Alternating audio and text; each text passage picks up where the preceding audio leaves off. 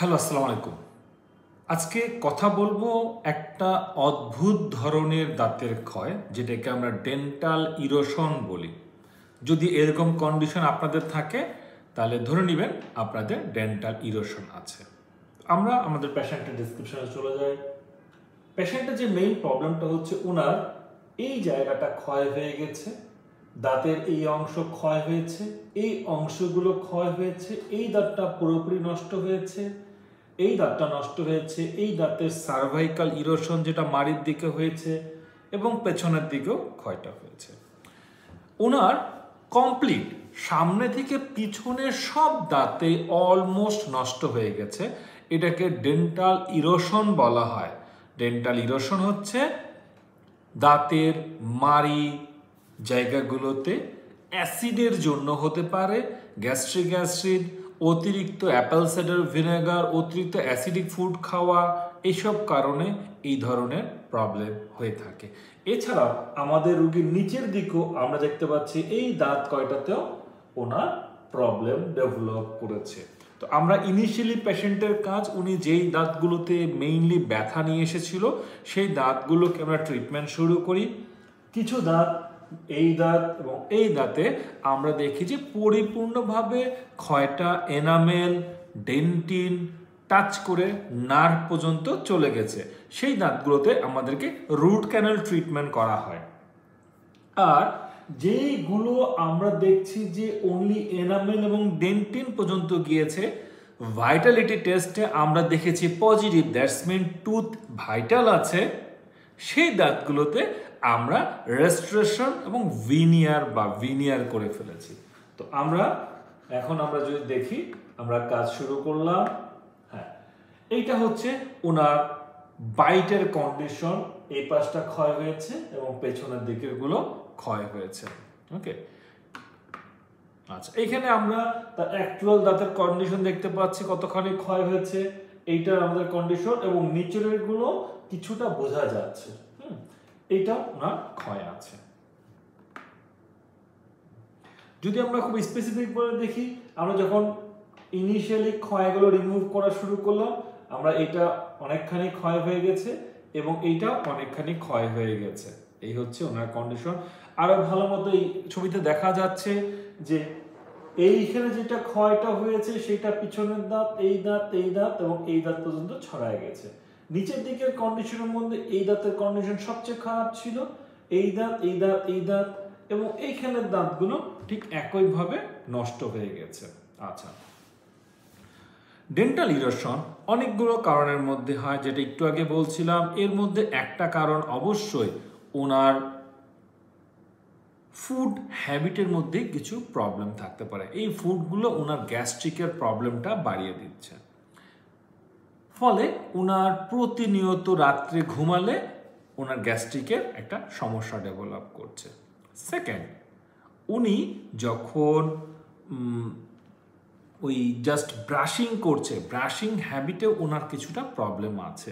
হয়তো দেখা গেল যে উনি খাওয়ার পরপরই ব্রাশ করছে, অথবা যখন উনি দেখছে যে ব্রাশ করার পরে ওই দাগগুলো যাচ্ছে না, তখন উনি আরও ফোর্সফুলি ব্রাশ করার চেষ্টা করেছিল।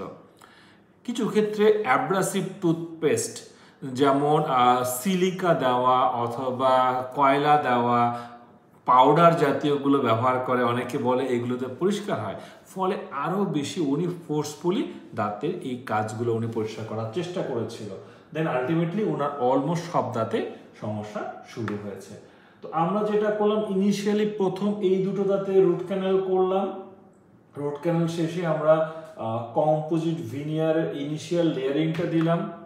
আমরা এখানে দেখছি ওনার রুট ক্যানাল যে কন্ডিশন, নার্ভ পর্যন্ত চলে গেছে, পেরিপিকাল লেশন ডেভেলপ করেছে। এইটা আরেকটা দাঁত, এইটা ওনার নাকফুল, সো আমরা এক্সরেতে ওটা একটু চলে এসেছিল। দেন আমরা দাঁতের টোটাল লেন্থটা মেজার করলাম, দাঁতটা কতখানি, এটা ডিজিটাল রুট যেটা হচ্ছে ক্যানেল মেজারমেন্ট মেশিন, সেটাতে আমরা করলাম। দেন আমরা গাটা পার্কার দিয়ে টেস্ট করলাম যে দাঁতটা পুরোপুরি যেতে পারছে কিনা, এবং আমরা সিল করলাম। আমরা দেখলাম যে পরিপূর্ণ ফুল লেন্থে চলে গেছে, কিছুটা সিলার ওভার হয়ে গেছে। ক্যানেল ঠিক যেরকম মোটা ঠিক সেইভাবে আমরা সেল করে দিয়েছি। এরপরে এখানে কম্পোজিট কোর এবং গ্লাস ফাইবার পোস্ট দিয়ে ন্যাচারাল টুথের মতো করে দেওয়া হয়েছে। এইটা আমরা কিছুদিন পরে যখন পেরিপিকাল লেশনটা চলে যাবে আমরা সেটা ভিনিয়ারে চলে যাব। ওকে, আমরা ভিনিয়ারটা একটু পরে আসছি। আমরা এইটা ওনার কন্ডিশনটা দেখলাম, এই কন্ডিশন ওনার বর্তমানে আছে। আর আমরা আরেকটা একটু ভালো ছবি তোলার চেষ্টা করলাম পেছনের সাইডগুলো কন্ডিশন দেখার জন্য যে এখন কিরকম কন্ডিশন আছে। এই এটা হচ্ছে ওনার উপরের দুটো ফিলিং হয়ে গেল। আমরা যদি আগেরটার সাথে দেখাই, এই যে ওনার কাজ শুরু হয়েছে, এই দাঁতে রুট ক্যানাল শেষ হয়েছে, এরপরে লাইট কম্পোজিট ফিলিং ম্যাটেরিয়ালস দেওয়া হয়েছে এবং এই যে আমরা টোটাল এই দাঁত দুটো এবং এই দাঁতটা এবং এই দাঁতটা, এই চারটা দাঁতে আমরা কম্পোজিট ভিনিয়ার করেছি। এবং আমরা এই জায়গাটাতে যেহেতু টুথ কালারটা ম্যাচ করার জন্য আমরা এখানে পিঙ্ক কালারের ফিলিং ম্যাটেরিয়ালস প্রোভাইড করি, যেন দূর থেকে ওনাকে দেখে ন্যাচারাল টুথের মতোই জিনিসটা ফিল করে।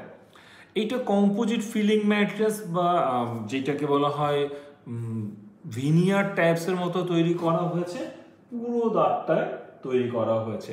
এইটা অল্টারনেটিভ হিসেবে আছে ইম্যাক্স ক্যাপ বা জিরকোনিয়াম ক্যাপ, ইভেন আপনারা এটাকে শেপ করে নর্মাল ক্যাপও বসাতে পারবেন। বাট এইখানে যেটা করেছে ন্যাচারাল টুথটাকে সেভ করার জন্য মিনিমাল ইনভেসিভ প্রোটোকল ফলো করা হয়েছে, যেন দাঁত একেবারে কাটার প্রয়োজন না পড়ে। ওকে, আমরা পরের ধাপে আমরা যখন উপর থেকে ছবিটা নিলাম আমরা এই কন্ডিশন দেখলাম, বাইটটা ঠিক আছে এবং এইটা ঠিক দাঁতের যে ন্যাচারাল কন্ট্রোলটা নিচের দাঁতের সাথে মিলিয়ে সেটা করে ফেলা হয়েছে। ওকে, এখন আমরা যদি এই সাইডে দেখি, এই যে এই সাইডে দাঁতের কাজগুলো আমাদের শুরু হবে কিছুদিনের মধ্যেই, এই পাশের গুলো আমরা শুরু করে ফেলবো। আর নিচের যদি আমরা দেখাই আপনাকে, এই যে জায়গাগুলো, এই জায়গাগুলো আপনার ক্ষয় হয়েছে ওনার, এইগুলো সবগুলোই সার্ভাইকাল ইরোশন হতে পারে অথবা অ্যাফ্রাকশন, এই রোগটাও হতে পারে। ওপরে হচ্ছে এইটা আমরা দেখতে পাচ্ছি দাঁতের ক্ষয়টা নাট পর্যন্ত চলে গেছে, এইটা ওনার রুট ক্যানাল ট্রিটমেন্টটা লাগবে। এই আমরা অলমোস্ট সবগুলো ফিলিং যেটা করে ফেলেছি সেটা অলমোস্ট আমাদের কাজগুলো হয়ে গেছে, উপরতে এবং নিচের গুলো এইটা অলমোস্ট ফাইনাল, এবং আমরা কিছুদিনের মধ্যে ওনার বাকিগুলো কাজ শেষ করে ফেলবো ইনশাআল্লাহ। ওকে, উপরের চারটা এবং নিচের চারটা শেষ করার পরে আমরা একটা এন্ট্রোর ফটো বা ভিডিও করি, সেটা হচ্ছে অনেকটা এরকম। আমরা আবার যদি দেখাই, আচ্ছা এইখানে এই দাঁতটা এবং এই দাঁতটা আমাদের রুট ক্যানাল ট্রিটমেন্ট লাগছে, ওটা আমরা পরবর্তীতে শুরু করে ফেলবো ইনশাআল্লাহ। ওকে, তাহলে এই হচ্ছে আমাদের ট্রিটমেন্ট প্রোটোকল। আর যেটা হচ্ছে এইসব ক্ষেত্রে আমরা আমাদের রোগীদেরকে একটা বিষয় সবসময় মাথায় রাখতে বলি, যেটা হচ্ছে আপনারা অবশ্যই গ্যাস্ট্রিক তৈরি উৎপাদন করা যে ম্যাটেরিয়ালসগুলো আছে সেটা থেকে অ্যাভয়েড করবেন, এবং আপনারা খাওয়ার পর ব্রাশ না করে হাফ অ্যান আওয়ার পরে ব্রাশ করবেন। যদি আপনারা কোনো অ্যাসিডিক ফুড খান সাথে সাথে কুলি করে ফেলবেন, এবং ফ্লোরাইড টুথপেস্ট ব্যবহার করবেন। আর ইনিশিয়ালি যদি আপনার কোনো দাঁতে ক্ষয় দেখতে পান, যে আপনার কাছে মনে হচ্ছে যে এইটা ক্ষয় হয়েছে, আপনারা অ্যাজ সুন অ্যাজ পসিবল যে কোনো ডেন্টাল ক্লিনিকে গিয়ে দেখাবেন, এবং সেগুলো ছোট অবস্থাতে আপনারা ফিলিং করে ফেলবেন। পরবর্তীতে না হলে এটা এনামেল ডেন্টিন পাল্পে চলে গেলে এগুলো আপনাকে রুট ক্যানাল করতে হতে পারে। অনেক ক্ষেত্রে আমাদের রোগীরা একটা কোশ্চেন করে, ছোট ফিলিংগুলো আমাদের করা জরুরি কি না। তো আমাদের একটা শর্ট আছে, সেটাতে আপনারা দেখে নিতে পারবেন কেন জরুরি। আজকে এই পর্যন্তই, ভালো থাকবেন, আসসালামু আলাইকুম।